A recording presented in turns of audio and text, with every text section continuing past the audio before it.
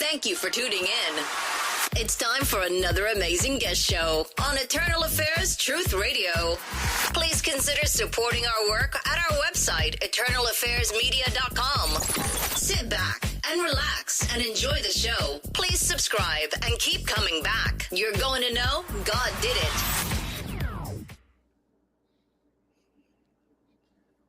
All right. Welcome, everyone. Hello, this is Zak with Truth Radio, brought to you by eternalaffairsmedia.com, online for 15 years, faithfully publishing the truth, powered by the truth since 2010. Tonight, we have a very special guest, Pamela Good, and boy, does she have a story for us. But Pamela, we'll go through the full introduction in a minute. Can we just start off with a little prayer? Oh, I'd love that. Absolutely. Okay. Dear Lord, thank you for another night. We can have another show. We can reach somebody somewhere. I'm praying and hoping someone out there listens and they hear this and they're just touched and understand your forgiveness, your love, your joy for them, your compassion, and just let your words come through us tonight in your precious name. Amen. All right. Well, amen. I'm very excited to get the show started. But please remember to hit the subscribe button, the like, the share, and everything else, and send it to everybody and support us. And our guest, make sure you support our guest. Her links are going to be down there too. So without further ado, Pamela, welcome to the show. Well, thank you. I'm excited to be here. Excellent. So let's start off a couple quick questions. Where are you coming in from right now? Where are you located? I, at the moment, live in Lyons, Colorado, which is northwest of Boulder. Mm-hmm. And it's 30 minutes from Estes Park and the Rocky Mountain National Park. So you got a little snow, did you? Well, a week ago, we finally got some. It's not snow now. Well, I won't tell you it's sunny and 85 here in Florida, but we'll just leave it at that. Okay. Where are you originally from? Are you originally from Colorado? Yes, I was born and raised in Steamboat Springs, Colorado. Beautiful. Which is, yes, where my story took place at the beginning. But a lot of people call it the boat. So if you hear people say the boat, that means they've lived there a while. Oh, okay. Awesome. All right. Yeah, well, that's like I live in a town called Apopka, and we call it the APK. So I get it. There you go. Excellent. So tell us, speaking of your story, why don't you tell us from the beginning? How did your search, your beginning, your belief, your life with Christ begin? Well, it didn't really start till I didn't meet him for the first time until I was like 9. Mm-hmm. Now, not to say that when I was a little girl, when my mother was elusive, because she wasn't always, she would say a prayer. So I knew Jesus was there. I knew there was a God there, but that's about it. Sure. And my neighbor and her mom took me to Sunday school when I was 9. And so I went to a Bible camp. That's my first encounter with Jesus. And it was awesome because I learned verses so I could have a free entry into the Bible camp. And my dad was gracious enough to take me. I was given my first Bible, and I still have it to this day. It's awesome. Beautiful. So, yeah, for some reason I kept keeping it. Now I know why. Well, it's funny you say that. I got saved. I was born and raised in a Christian home, but I didn't get saved till I was about 7 when we had daily vacation Bible school. And, it made sense. And my story is totally different. I mean, I went through some rough patches and changed a whole bunch of things, but my mom just passed away back in September, and we were going through her house, and I found the first Bible she bought me, and now I have it. So I can relate it. It means something to me. It sits next to my bed. It's a huge Bible. I'm like, I know Mom bought this so she could hit me in the head with it so it'd sink in, but. Awesome. Mine was a white zipper Bible. I love the zipper. Yes, that was the little kid's first Bible. We had the little zipper Bibles. Yes, I remember them. So, but then, I came home, and so many things happened in life, and it was still dark. And so I went through life, and I didn't find Jesus again until around my 40s. Wow. And that time it stuck. I mean, I found him at the end of my rope. And I was definitely at the end of my rope. I And can I'm totally so relate. grateful that stuck. So that was kind of my journey. And I have been Did you go to church from childhood till your 40s still, or no, you just, okay, you got saved when you were at camp and then you said, I'm going my own way. Right. I did my own thing. It doesn't mean I didn't pray. Let me give you a little background. Since I've been 4, I had to learn to navigate life and with my siblings, with a beautiful my mother who had paranoid schizophrenia. So she was not present. Physically she was, but not mentally or emotionally most of my life.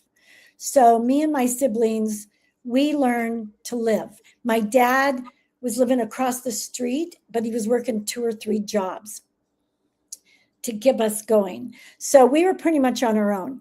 So I knew of Jesus, I knew of God, but I prayed my one prayer for almost my whole life was, please heal my mother. That never happened. And I didn't get angry until later in life. And then I got angry about it. Yeah. And, that was hard. And I just had to work through that. But I was taught and I had to learn to be self-sufficient. And all of us did. And we just learned, pick up yourself and do it yourself. I didn't know you could ask for help from anyone. I never prayed for myself ever. I always prayed for my mom or my dad, but I never thought about praying for me.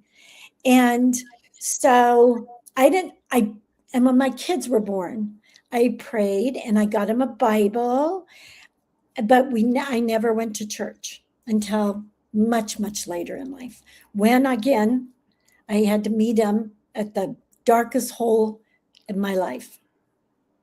That's interesting. And I similar story, not really. I was born and raised in church. My mom was a pastor. My grandfather was an evangelist. But by the time I was a teenager, I was so sick of church, if that made sense. Yeah, because I've heard it a lot. I saw things through a teenager's eyes that like, that doesn't make sense. You say I can't do this, but you won't tell me why, Oh, you just can't you can't dance, you can't smoke, you can't do that, you can't go to movies. Where does it show me in the Bible where it says that, right? Yep. And then my first marriage, I married she was a believer, but she was of a different denomination. And I was lucky. I was in sales, so I worked they go to church on Saturdays, and I worked on Saturdays, so I didn't ever go to church, other than if there was something important for the children. I had to go, if my kids were doing a play or whatever it might be. Right. And then we went our separate ways, and I went through what I call the dark period, where I never walked away from God. I never turned my back on him. Right. I just wasn't walking with him, if that makes sense. I would say my prayer. I would thank him for the day. I actually still would tithe to different organizations and stuff that I thought were important, because my parents beat that into my head. Make sure you give your 10%. And it wasn't until later on, like you said, I had to come find my own Jesus, which my mom had taught me all my life. You don't want my Jesus. You don't want Dad's Jesus. You don't want your sister. You want your own Jesus. Right. And your own relationship with Jesus. Right. And literally in the darkest moment, I lashed out. I mean, I was angry, mad, and I had to come to Jesus with God. I don't know if I crossed the line. I don't know if I said things I shouldn't have. I poured out my heart. I was venom just coming out. And at one point in time, slammed to the ground. I couldn't get up off the ground, and I couldn't stop crying. Yep. Then I heard that voice. I heard that small, still comforting voice. Are you done? Yeah. Let's start over. Yeah. So I don't think you can cross the line, and you can be angry. Jesus knows this. Right. I joke and say that I crossed the line and God was about to smote me, and the Holy Spirit's like, wait a second. Hold on. Let's knock him down for a minute.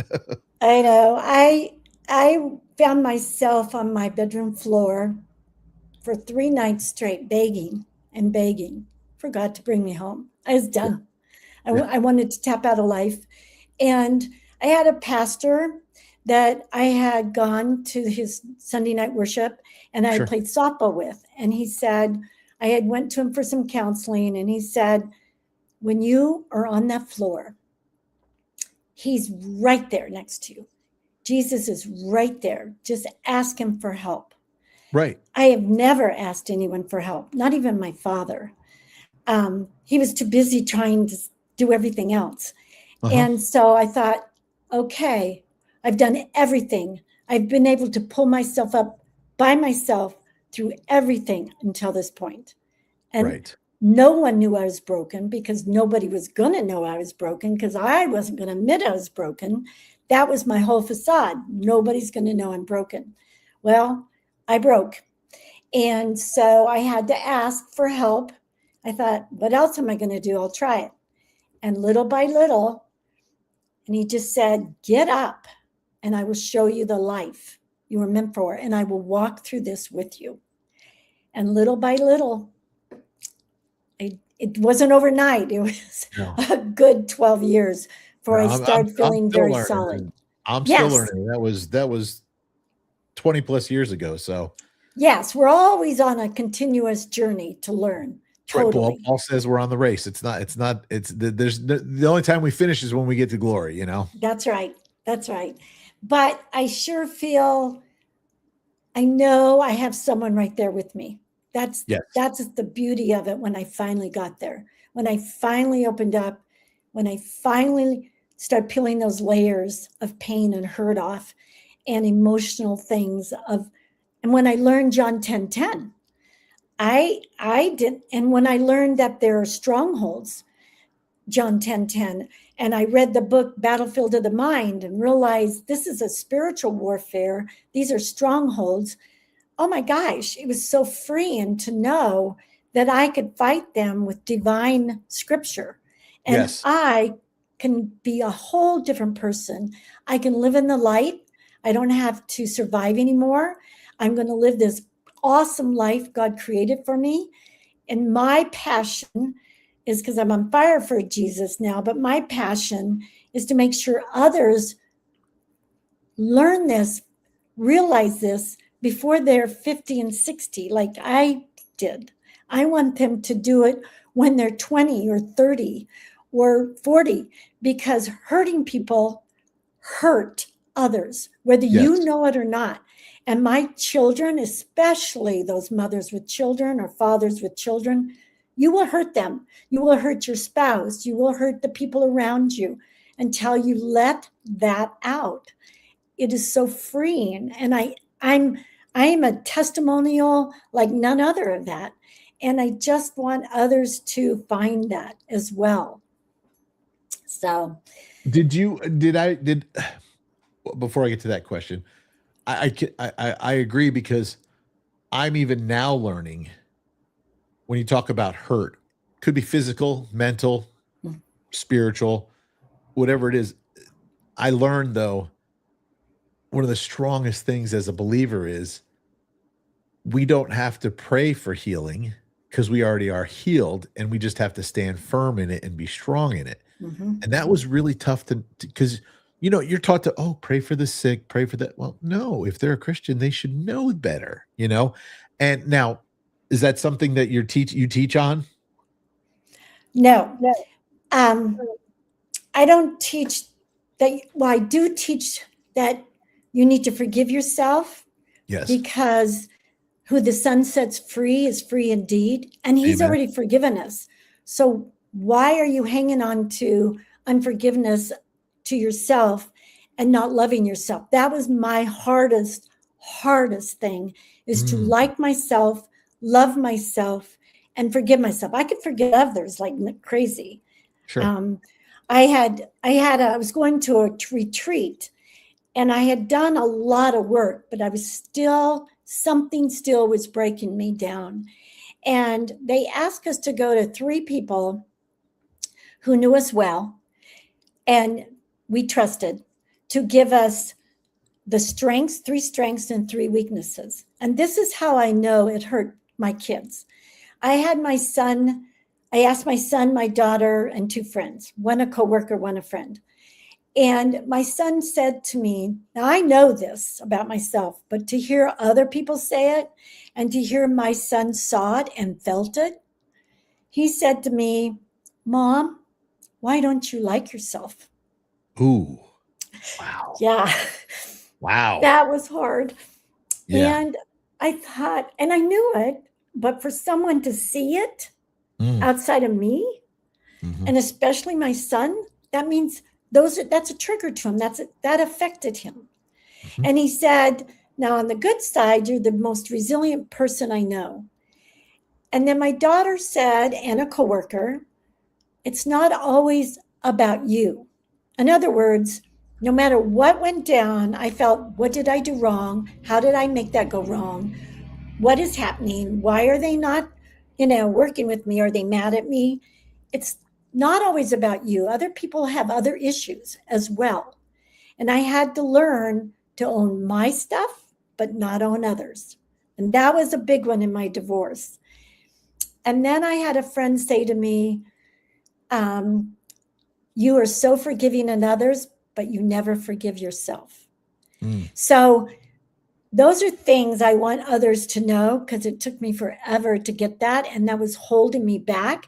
And though you say you believe in Jesus and you follow with him and you journey with him, are you really on his journey? Are you really with him if you can't love yourself and forgive yourself? Because he already has, right? Those are 100%. things I want people to understand. What are you finding when you reach into that hurt? What are you finding the hurt usually is? My hurt or other? What do you mean? Either or. You can start with yours if you like. I didn't feel worthy. We, as young kids, back in the 50s and 60s, nobody knew really about mental illness. They were guessing.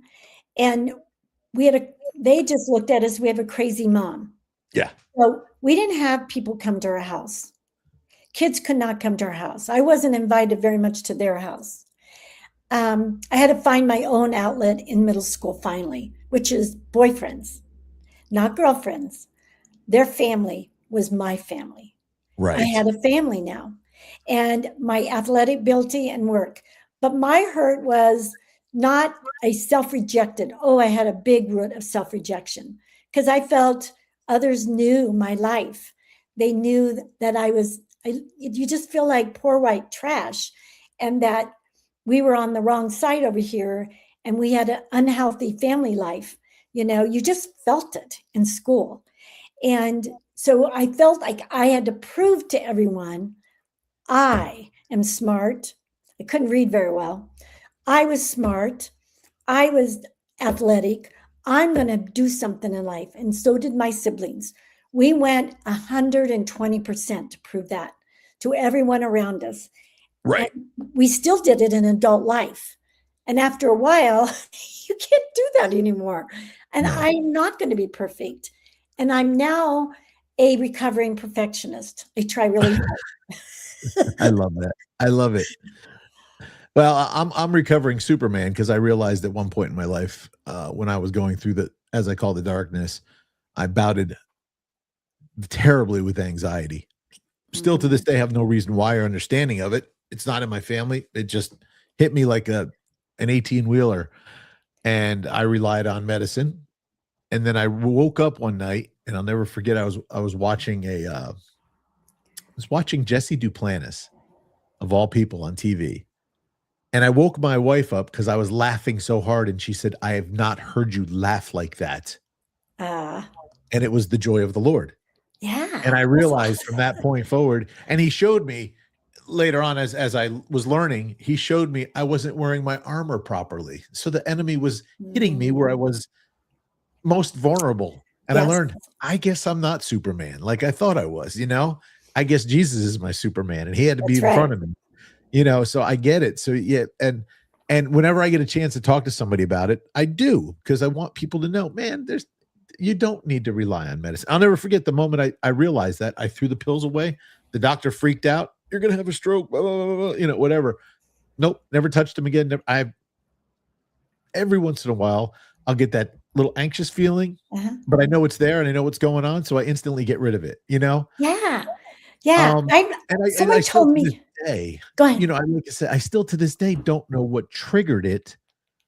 Um, so, you know, I wanna go more into your story, but, like, there were things people would say to me because I always have this front. I was the big tough guy in school. I wasn't a fighter. I just knew everybody. I was the big happy, fun-go-lucky clown. I wore a mask, and someone actually said, Yeah, "Well, everybody sees Zach as the 4th of July, but the turmoil and battle on the inside, you'll never know because he won't ever let you know." that's And right. I said, "That's interesting." And now, luckily, I've got a great spouse, and if I got a problem, I go tell her, and I'm like, "I don't know how to deal with this. Help me out, please." You know, and she's like, of course, she's a pastor, and she's like, "Well, it's turning to Jesus. What's wrong Wow. with you?" You know, that I'm so glad you shared that because that is so extremely true. Because we try what we have inside of us, we don't want anyone to see.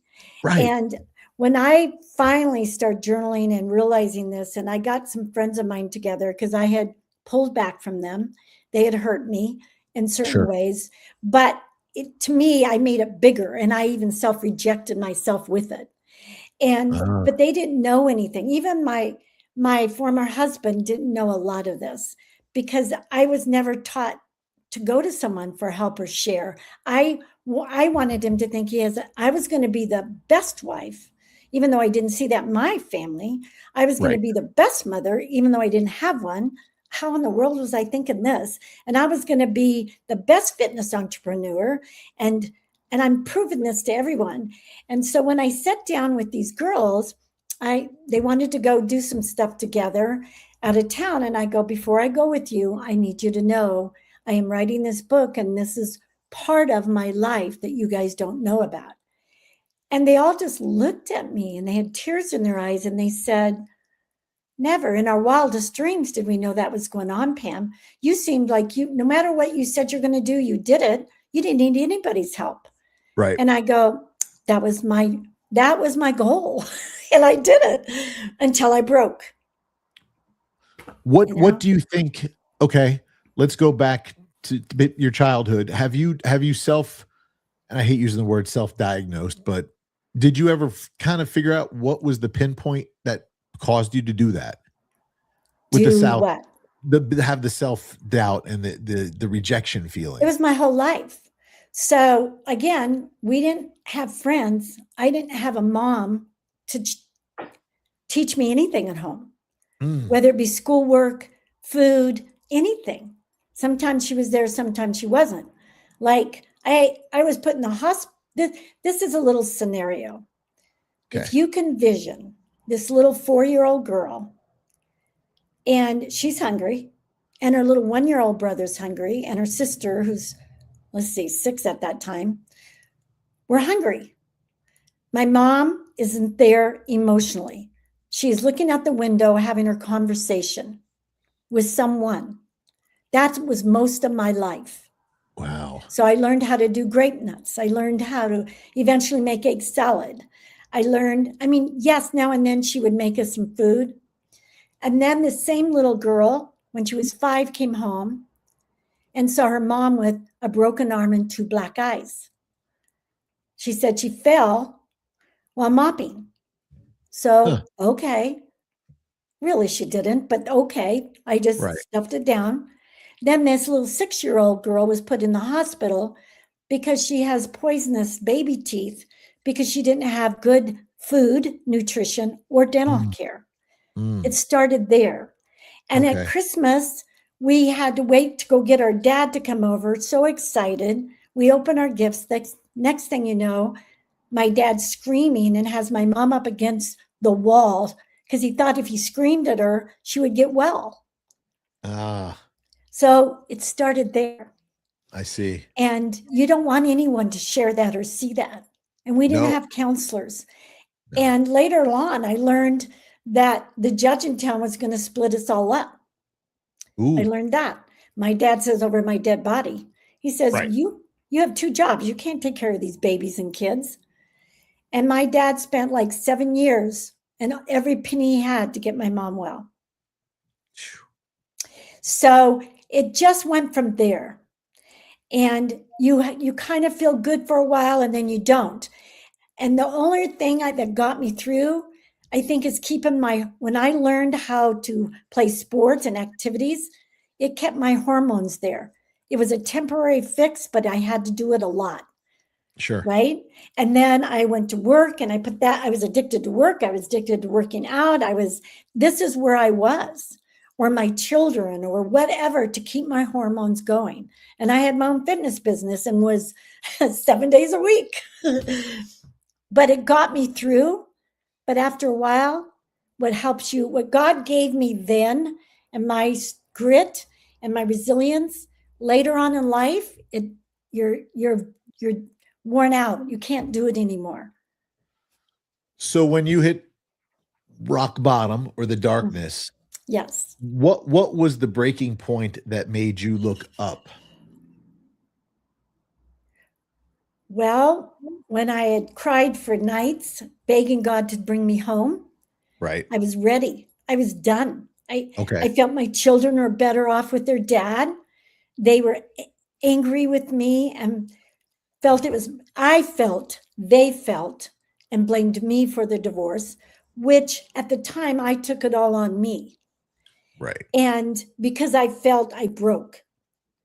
And so it's about my childhood, and I broke my marriage.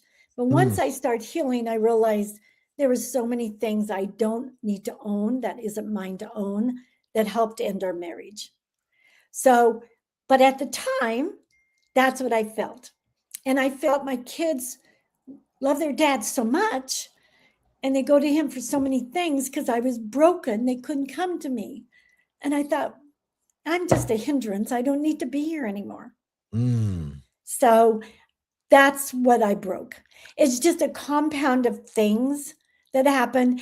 And I felt as life went on, because I thought I had this all handled, right? After my divorce, I felt my dad was my rock.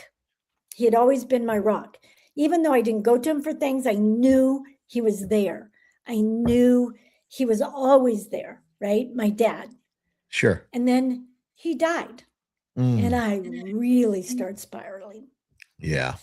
That was probably the beginning. I can relate. I lost my dad in 2001, and he was my buddy. Now this is funny. I'll never forget. All my life as a kid, I always wanted to be his friend, and he would tell me, "I'm your dad. I'm not your friend." But the minute we had kids, then he was my buddy because he had his grandkids. He didn't care anymore, Yeah, then he was my for buddy. sure. And it's funny. He died in 2001, and there's still times. I was telling my friend this the other day. I said, "Dad, gummit, I wish I could call my dad right now and tell him what's going on. He'd know what to do. I get it." And then recently, my mom, was my best friend, she passed away. And I remember, as I was telling you before the show, I've been studying John, and there's so many things in John. I call it like, Shrek and Donkey having the conversation where he's telling it's layers. There's so many layers. It peels off layers, and you see so many different things. And I started literally different times in the book, because it was also one of my grandfather's favorite books. I would start crying because I'd be like, wow. So Jesus loved us so much that I don't even have a split second to ever feel sorry for myself, because I'm saying he's not worth it. What he did was not worth it. So I need to ever get that right out of my head. Right. Mm-hmm. And then I came to the realization, because the joke, it's not a joke. My wife and I were both adopted. And the funny story is, people go, "How do you know you're not brothers and sisters?" Well, she was in Iowa and I was in New Jersey. So, we're not. But anyway, and her mom was older than my mom when she had her. So it's a different story. But, she lost her parents. I've lost my parents. I said to her one day, I said, "Dad, gummit, we're orphans again." And she goes, "No, we're not." I go, "We're not?" She goes, "You have a dad." And I said, "Oh, man." So that's changed my prayer life even. Like, when I go talk to him, I say, "Hey, Dad." And today I was outside doing my devotions, and I literally looked up at a tree, and there was two cardinals in the tree. And everybody says, when the cardinals there, it means someone you love is watching you, whatever. Really? Whatever. I don't know if I believe that or not, but whatever. Okay. And I said, oh, look, I said, Dad sent the birds to listen to my devotions. I said, he wants to hear me talk to the birds. So, I sat there and talked to the birds, so it's so funny because, and I want to find out your book. I want to dive into that in 30 seconds. But I find it so funny once you realize your relationship with Jesus and God, that he's your brother and God is your father, and you can go to him with anything. Because there's so many times, like I said, I wish I could call my dad, and I go, I can. He's listening to me right now, you know. And not many people, I grew up in a Baptist church. Like I thought praying, you had to pray in King James, literally. That's how I thought you had to. Okay. No, I didn't think I was ever worthy enough of praying in front of people because I didn't use thou and thouest and smote and all those other words. But but now I realized, man, he doesn't care, and it's so cool. And that's why I find it so interesting. You went through it and you found your healing through that, as I did, because I think the real change was when I watched The Passion of the Christ. Ooh, yeah. And they were beating him. And I literally, again, I'm not a crier, except for Hallmark commercials and Publix commercials during Christmas, whatever. They get me every time. But when I saw that and I said, this guy didn't even know me and he did that for me. So who am I to say that I'm not worth every second of every day to be his best? That's right. So, that's how I fight. When the demons want to jump in the battlefield of my mind, they know they got a good fight coming on them. So exactly. Okay. Tell me about your book. I will, but I do want to say one thing. When I told you my dad was my rock, yes, I realized through my healing and through messages at church that, yes, he was my physical rock, but my real rock was Jesus. And when I realized that, I was okay. So that was a hard transition to realize. It took me 10 years to mourn my dad, but I got it. Yeah. And now I learned to go to people and ask for help, which is Jesus. So anyhow, that's helpful. Now, as far as my book goes, so my book is called He Never Let Go. And I had started my journey of healing. God has such a sense of humor because I decided to leave a place where I raised my kids. I had a great job. I was I had gone from being a fitness entrepreneur, which couldn't sustain me anymore because of my divorce. So I went to work for the Colorado State Penitentiary. Ooh. And I was at the maximum security prison as a correctional office at the men's facility. You worked with the baddies. Yeah. So I learned a lot there, and I figured what I've been through, there can't be anything worse here. I just knew it couldn't be. I'm prepared. Sure. I'm trained. I can do this. So I did go to work there, but then my life fell apart again, and I wanted to leave that old Pam behind and new again with this new Pam that loved Jesus and move on forward.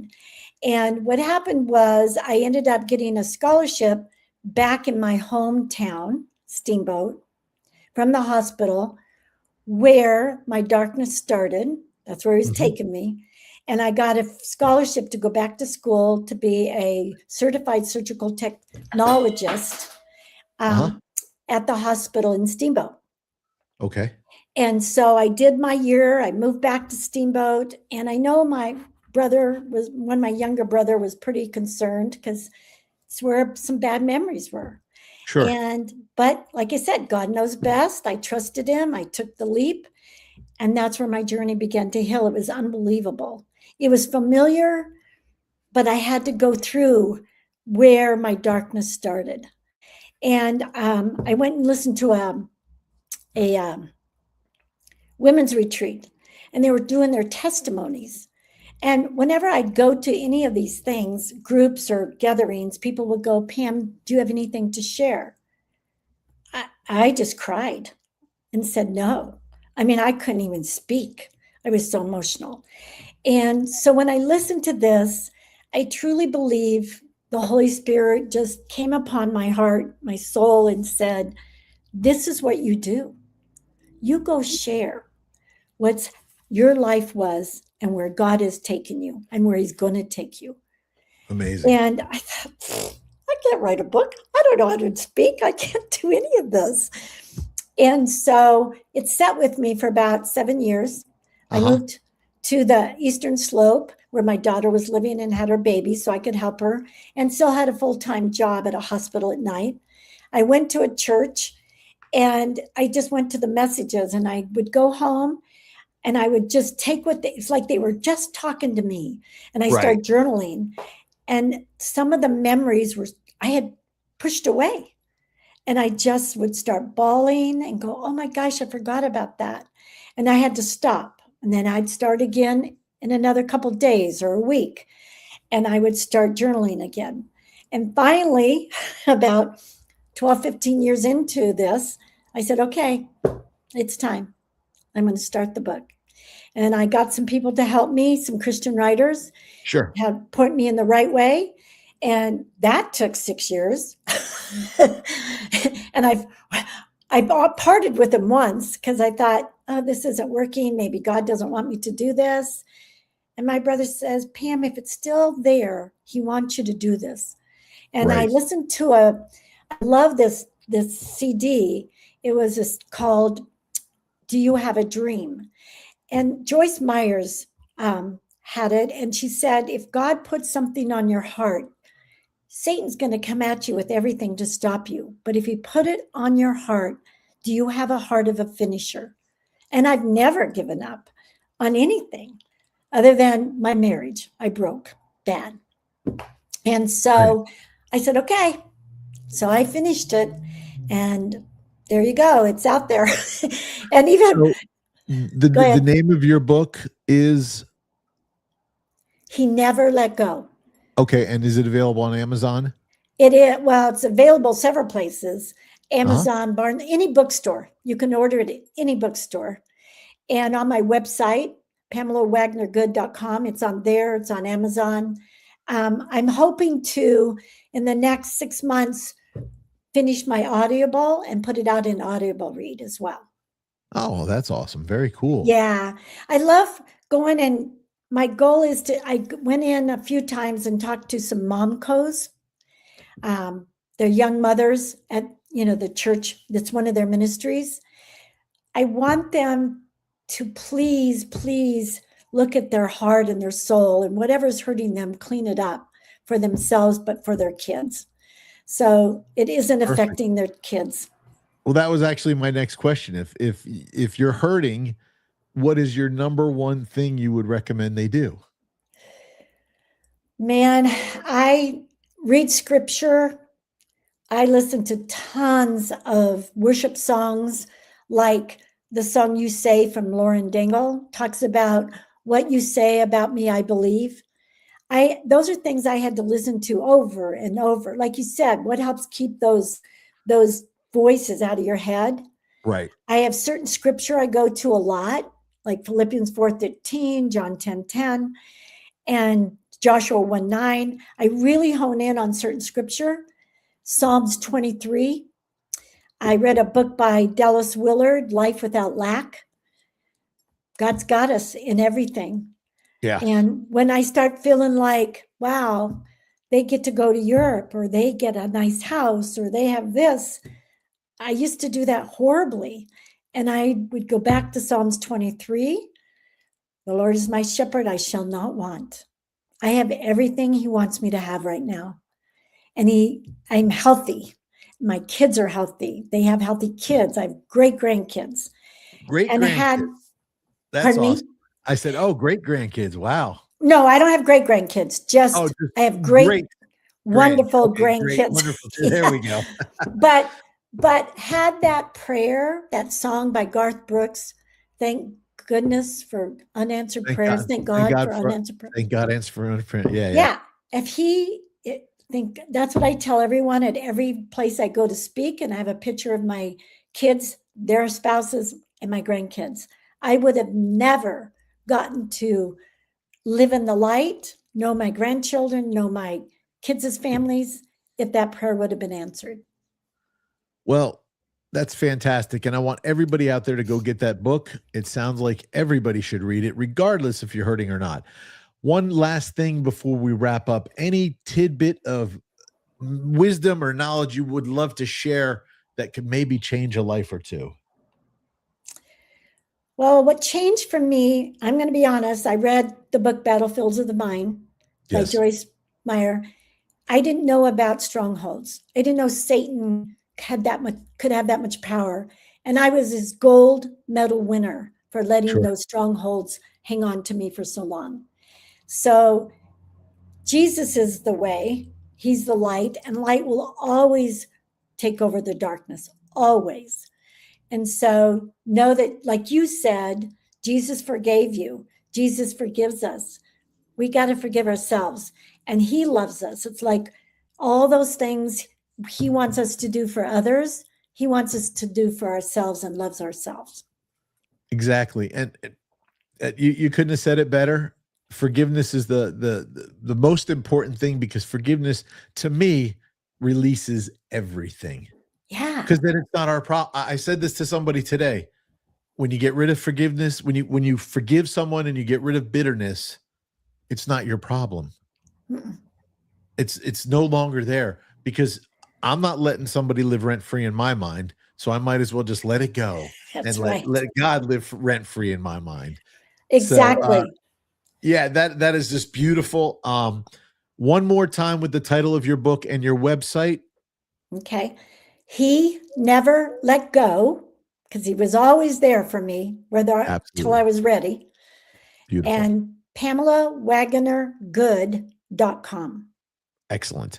We will have all that information in the description down below. You can find her on Amazon. Pamela, thank you so very much for spending time with us this evening. I'm sure we could probably chat for hours, and Yeah. maybe sometime we'll get to do it again. It would be great. Okay. But hey, again, this is Zach with EA Truth Radio, brought to you by EternalAffairsMedia.com. Thank you for joining us and joining our show today. Our guest, again, was Pamela Good. Check her out online. Check out her book. Please subscribe, like, and share. If you feel led to if you feel led to support, you can lead our ministry. I don't care. But if you feel led to support our independent media ministry, you can pitch in at donate.eamedia.online. Visit us and read all of our content and see all of our shows at our website at EternalAffairsMedia.com. Until next time, I'm Zach. Pamela, thank you. God bless. I really appreciate it. It's been a blessing. Thank you, Zach. Thank you.